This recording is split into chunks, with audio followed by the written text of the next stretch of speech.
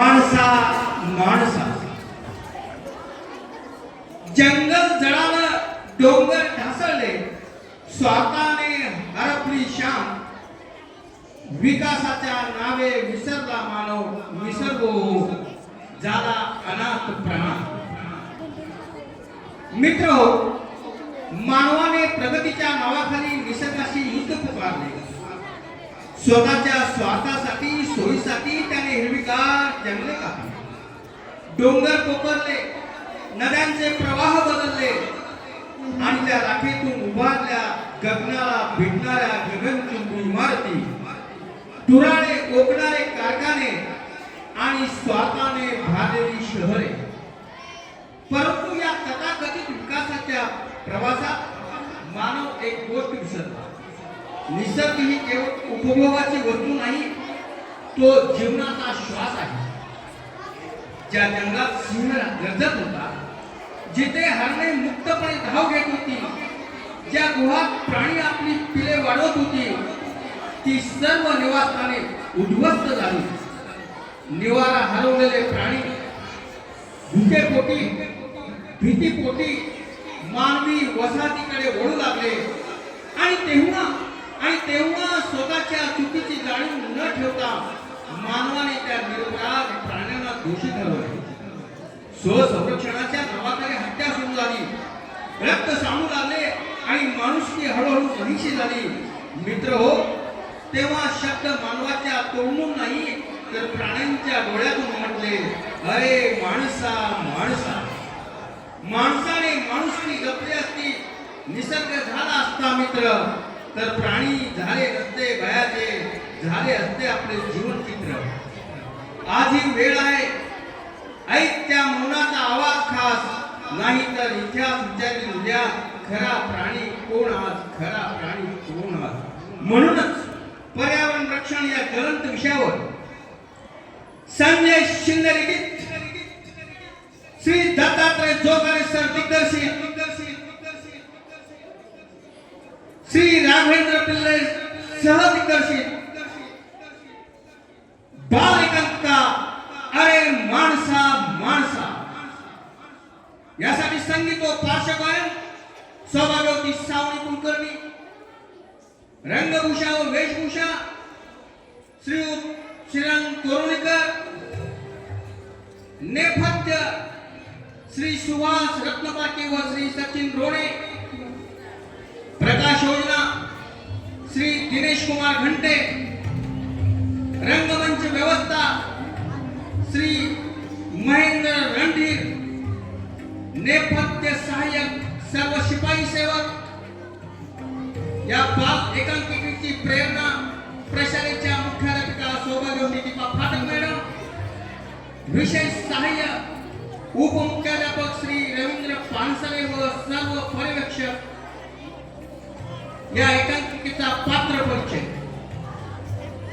वैशाली कुमारी ऋतुजा झागीरदार, अनवर चिरंजीव अनिकेत गायकवाड, कोल्हा कुमारी सेजल वाडी, हरी कुमारी साक्षी भट, वाघ चिरंजीव वेदांत घुले, माकड चिरंजीव श्रेयस कुलकर्णी, हत्ती श्री गुरुराज काशी, चिमणी कुमारी श्रिया आशी, मोर कुमारी अनन्या कांबळे, अस्वल चिरंजीव उन्मेष ओतारी, जिराफ चिरंजीव अर्णव सेडगे, सीमा कुमारी अनुष्का पटने. इतर सहभागी विद्यार्थी: कुमारी आर्या शिरसी, कुमारी संजीवनी कांबळे, कुमारी सौंदर्या वाघमारे, चिरंजीव शिवरत्न गुंड, चिरंजीव आयुष तूपसाकरे, कुमारी शर्वरी गड्डम, चिरंजीव विनय भोसले, चिरंजीव युवराज शिंदे, कुमारी तेजस्वी पवार, कुमारी अनुष्का तारापुरी. तर सादर करता हो संजय शिंदे लिखित, श्री दत्तात्रय जोगारे दिग्दर्शित बाल एकांकिका अरे माणसा माणसा.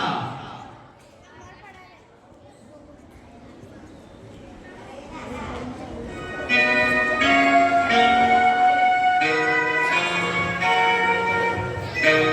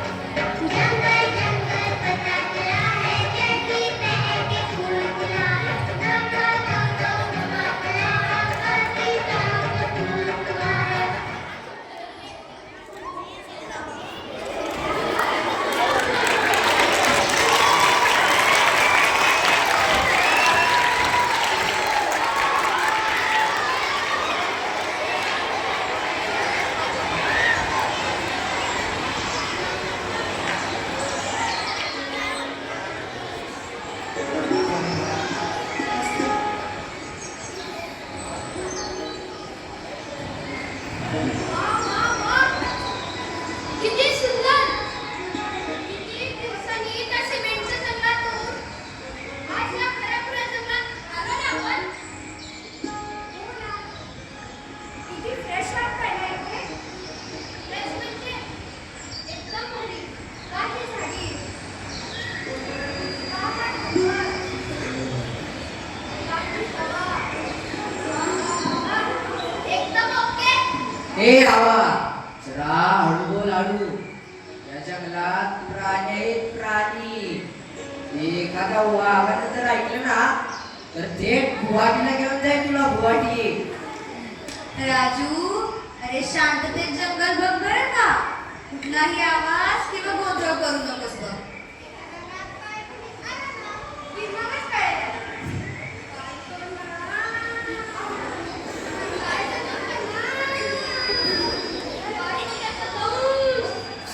अरे चुप रहो जरा चुप रहो. राजू अरे रमेश ही पहा नदी किती स्वच्छ आणि किती सुंदर व नितळ आहे ना. हो ना किती स्वच्छ आहे ही नदी. चला आपण आंघोळ करू.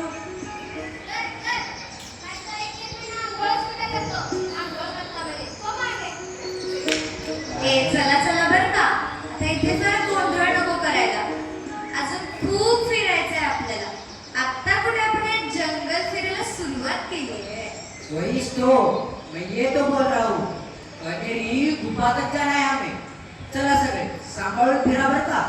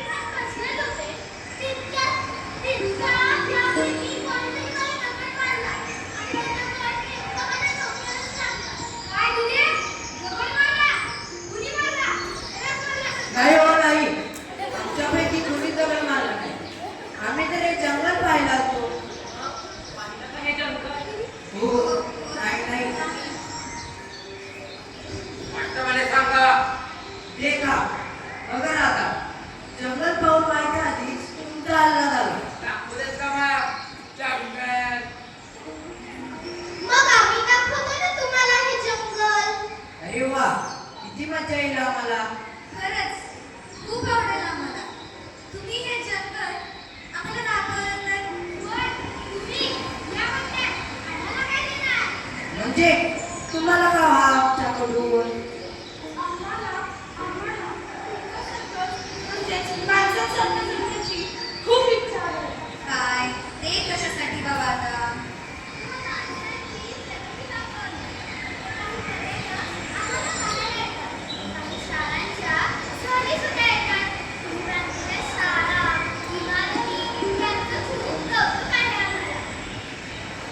शिवाय तुम्ही बनवलेले संगणक, टीव्ही, इंटरनेट, ऑटोमॅटिक कार तुमचे सहज उत्सव पाहून फार असे आहे आम्हाला तुमच्याकडे.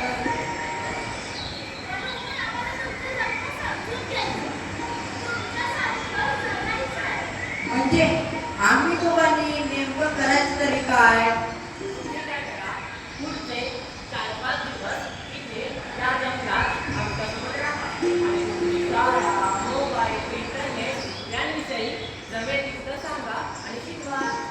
मग आम्ही तुम्हा दोघांना त्या बदल्यात हे जंगल दाखवू. मान्य बरं का? पण हे 3-4 दिवस झाल्यावर तुम्ही आम्हाला पुन्हा आमच्या घरी जायची परवानगी द्याल ना? हो हो नक्कीच. ठरलं तर मग पुढच्या 3-4 दिवसात आम्ही तुम्हाला माणसासारखं जगायला शिकू.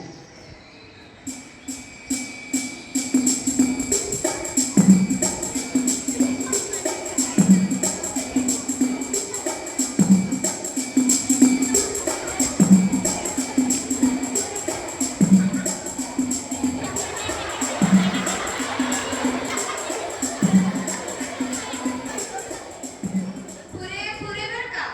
तुमचा आनंद पुरे आता. तुमच्याशी गप्पा मारता मारता आम्ही आमची भूकही विसरून गेलो.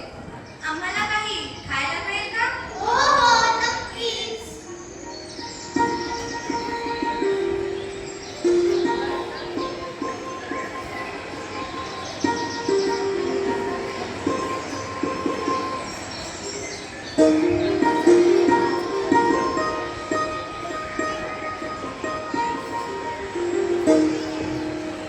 ना खाना.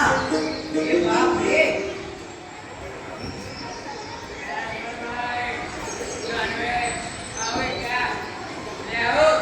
नाही नाही, इथला खाना बस आहे. नाही नाही, इथला खाना बसवा. चला चला जा आता तुम्ही सगळे. फार उशीर होतोय. अंधारही वाढत चाललाय. आम्ही पण आता जेवून आराम करतो. उद्या सकाळी आम्ही आमच्या शाळेत काय काय आणि कसं शिकतो ते तुम्हाला दाखवू. थोडक्यात उद्या तुमच्या शाळेचा पहिला दिवस. चला आता उद्या सकाळी भेटूया. Good night. Good night.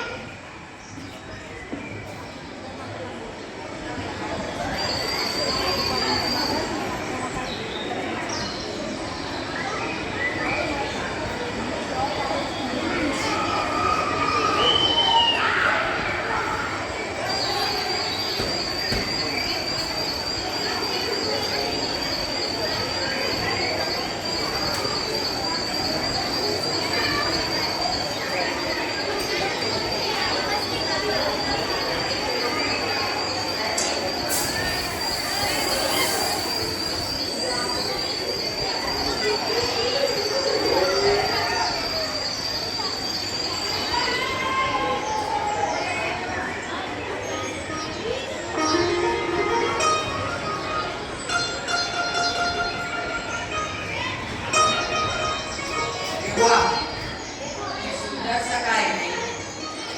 तर पहिल्यांदा रानावनातून उभं राहणं सुरू पाहिजे. नाहीतर ते आपल्या घरासमोर फ्लॉवरमध्ये. हो ना. आणि सकाळी हा पाखरांचा किलबिलाट किती मंजूर वाटतोय ना कानाला. नाहीतर शहरात ते गाड्यांचे कर्कश हॉर्न. बाई बाई.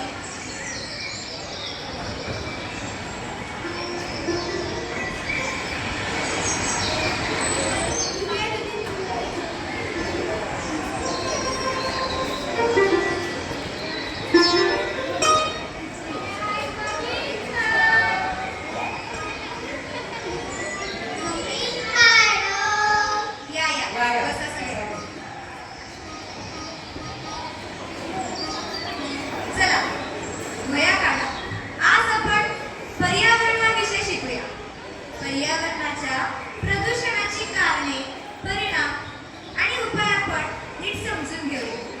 लिहा नदी स्वच्छ ठेवण्याचे उपाय. लिहा लिहा. नदी स्वच्छ ठेवण्याचे उपाय म्हणजे ही काय? नदी तर स्वच्छ करायची. आम्ही सगळे दररोज तरी काम करतात. बोला मध्ये बोला सच. अहो माकडराव, ही नदी इथे स्वच्छ आहे जंगलात, पण ही नदी पुढे शहरात आली की मग या नदीचं प्रदूषण होतं, ती अस्वच्छ होते. मला एक कळत नाही की ती नदी अस्वच्छ करून तिला स्वच्छ करण्याचे कष्ट घेण्यापेक्षा ती नदी अस्वच्छ करायचीच नाही. अहो हत्ती बुवा, किती प्रश्न विचारताय तुम्ही. तो नदीचा मुद्दा राहू द्या आता बाजूला. आता आपण शिकूया पर्यावरणातला नवा मुद्दा. लिहा वृक्ष लावण्याचे फायदे. लिहा रे लिहा सगळे सर. वृक्ष लावण्याचे फायदे लिहून घ्या. एवढी झाडं असताना अजून झाडं लावायची कशाला?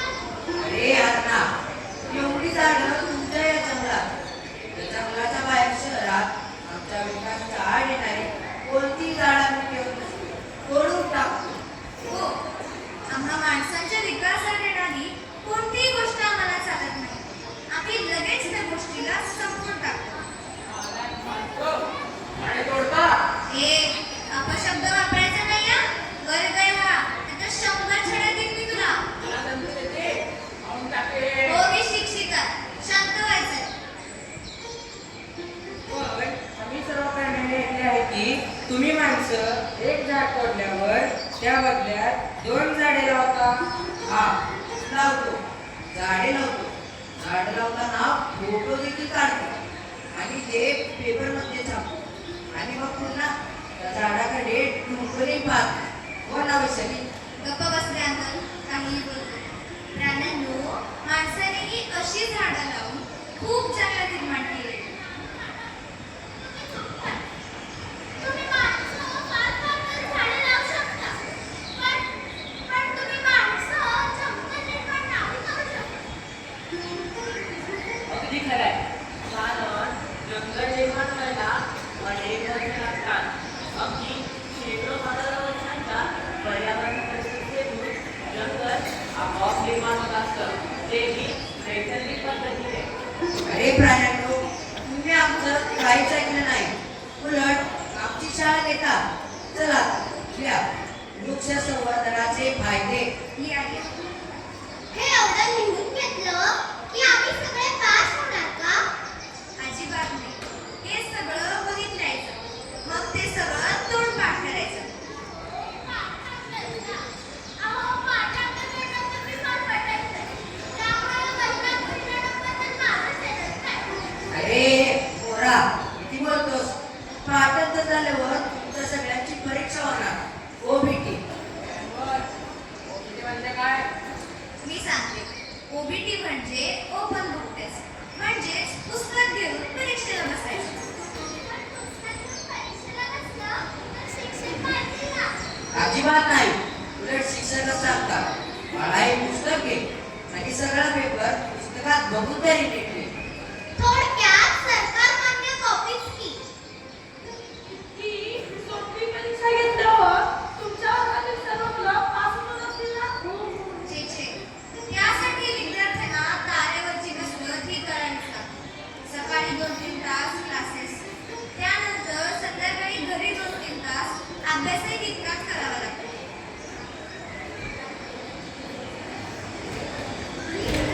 क्लास लावत नाही, घरी अभ्यास करत नाही की नापास होणार का मग? नाही, 8वी पर्यंत आमच्यात कुणालाच नापास करत नाही. कारण नापास केलं की मुलं शाळा सोडतात, घरी बसतात. म्हणूनच थोडक्यात तुम्ही माणसं शासन बनवण्याचं पंडित असता की आम्हा प्राण्यांमध्ये असं काही नसतं.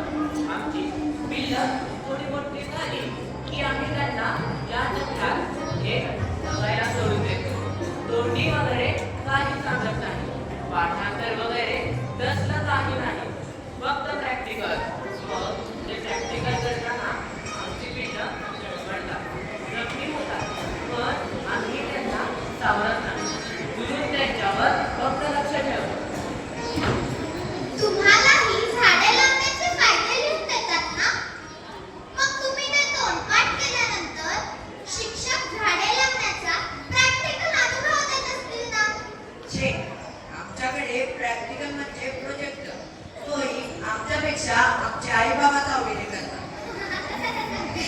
अनवर, आपण कधी प्रॅक्टिकल शिकण्याचा विचारच केला नाही रे. हो ना, नुसती आपली घोकंपट्टी करत आलो. हो ना. या प्राण्याची शाळा बघ ना, कसली गोपापट्टी नाही, पाठांत नाही की परीक्षा नाही. प्राण्यांनो, चला, आजची शाळा संपली, आता सुट्टी. उद्या तुम्हाला सगळ्यांना कुठला विषय शिकायला आवडेल बघू? हे नाही, इंग्लिश. हे बाकडा, गं बस, गणित गणित. हे गप्प बोलले, सायन्स.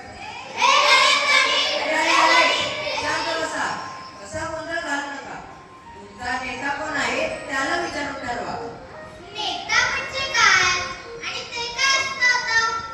आम्हा माणसांमध्ये देशाचा एक प्रमुख पंतप्रधान असतो, राज्याचा एक प्रमुख मुख्यमंत्री असतो. आम्ही लोकशाहीच्या मार्गाने मतदान करून नेता निवडतो. तुमचाही सर्वांचा असा एक नेता किंवा प्रमुख असायलाच हवा. तुमच्यापैकी कुणाला आवडेल बरं नेता व्हायला?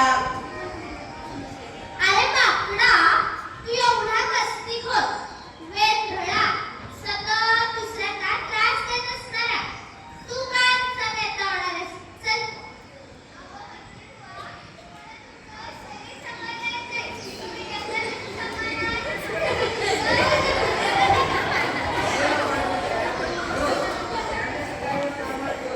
आपले नाही मिळाली, नावं ठेवतो.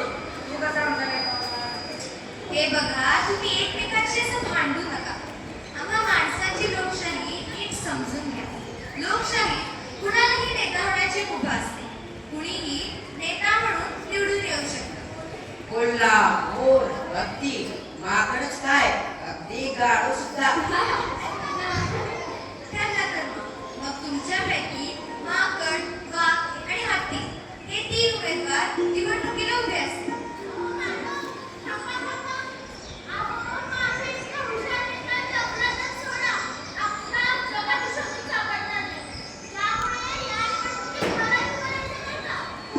हो, या जंगलातला सगळा शूर, धाडसी आणि ताकदवान प्राणी आहे. तुम्ही निवडणुकांना लढवता, मला थेट या सर्व प्राण्यांचा नेता घोषित करा.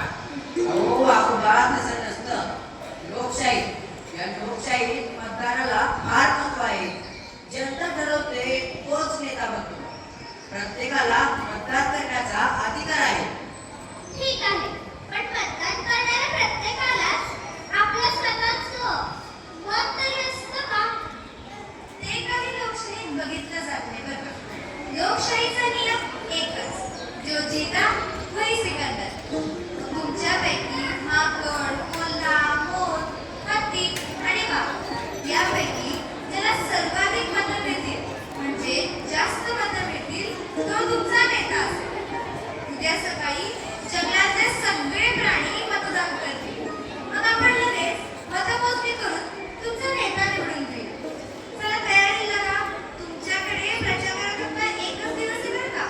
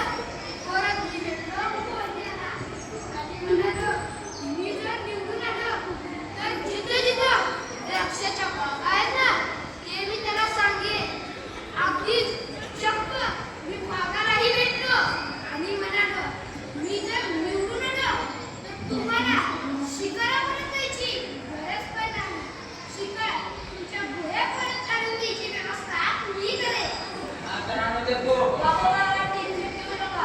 30 मिनिटात झोमॅटोवर येतच असेल. अहो माकडराव, तुम्ही या सगळ्यांना दिलेल्या आश्वासने कधी पूर्ण करणार? अशक्य. अहो, सोपं आहे. पुन्हा निवडणुका, पुन्हा नवी आश्वासने आणि पुन्हा मीच नाही. या माणसांची लोकशाही किती भारी आहे ना. भारत माता की जय.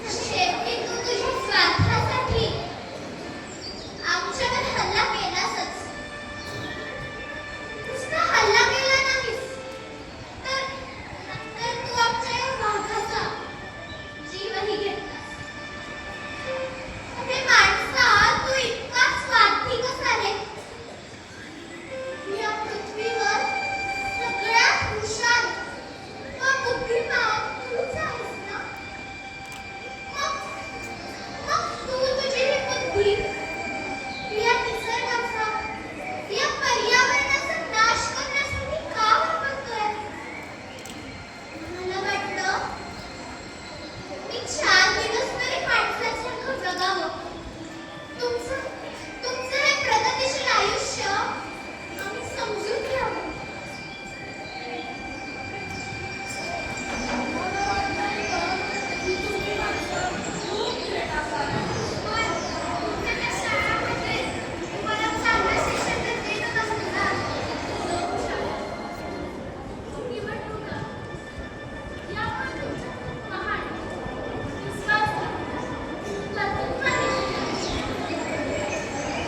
विज्ञानाचा वापर करून तुम्ही हे निसर्ग जतन करण्यासाठी खूप प्रयत्न करत असाल. नदी